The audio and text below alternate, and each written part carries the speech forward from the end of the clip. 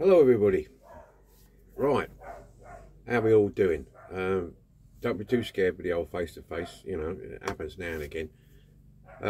This video is a little bit different. It's a one-off and a first for me. This is about a new restorer on YouTube doing die-cast restorations. His name is Luke and his channel is Diecast Outlaw. Okay, so that's Diecast Outlaw. Okay, I'll put his channel name in there. I don't know how to do links, so I'll just put his channel name in the description. That's Diecast Outlaw. His name is Luke.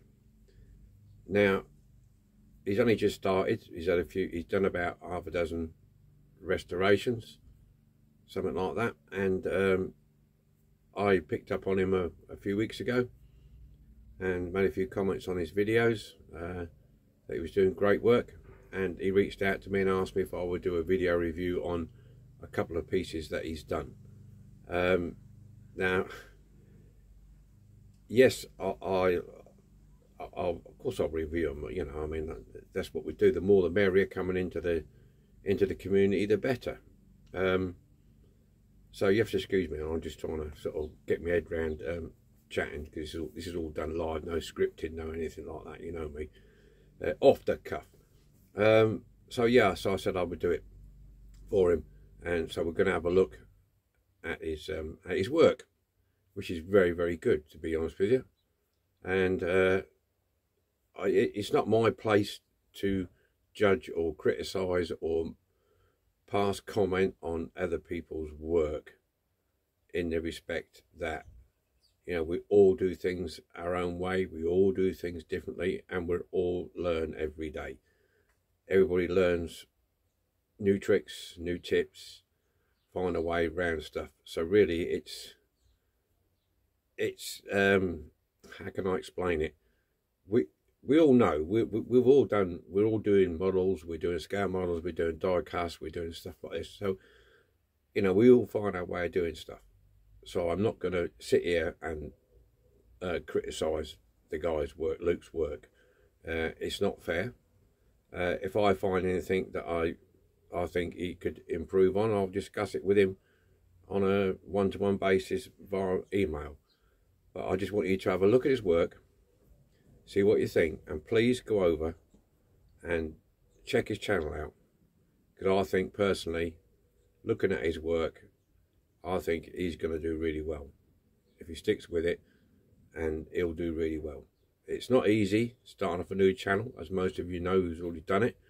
There's a lot of guys out there, a lot of people, men and women, ladies and gentlemen, who don't do videos for whatever reason, and that's fine. And there's some great people out there, just fantastic work, which I've seen on Facebook and other forums that I'm involved in. And yeah, so please go check him out, give him a leg up, subscribe, give him a like, and stuff like this, and see what you think. Me personally, I think he's going to do really well if he sticks with it. Right, okay, no further ado, we're going to turn the camera around and we're going to have a look at his work. Here we are then. Here we are. This is a sample of Luke's work from Diecast Outlaw. Okay, let's deal with the first one first. This is the one that I watched him do when I first twigged onto his channel. This is the Dinky Toys Trojan. Got this finish on that paint. Really nice, it's like a metallic paint on it. Detailed headlights at the front there. Done the hubcaps on the wheels. Just an overall nice finish. Okay. And what he does, I did ask him the question, he uses automotive paints, and he uses the 2K clear, which I haven't used, and I will tell you, it's got a nice shine to it. It's a nice smooth finish. I know a lot of the scale model guys, they use they use 2K clear on their plastic kits. I personally haven't used it on a model. The decals have gone down really nice and the clear has not affected them at all. Really smooth. He's using a customized airbrush. He's done something to it, which so it can spray the 2K clear nicely. So yeah, that's this one. That's the Trojan. And how he does his front end, if you watch the video, you'll see he polishes it all up. It's a natural finish. There's not a paint on it. He polishes it all up, then masks it, and then paints the rest, which I think is a different, original way round doing it. It's got a nice masking line in between the red and the black, which is similar to what I'm going to be doing on a custom on a restoration I'm doing at the minute.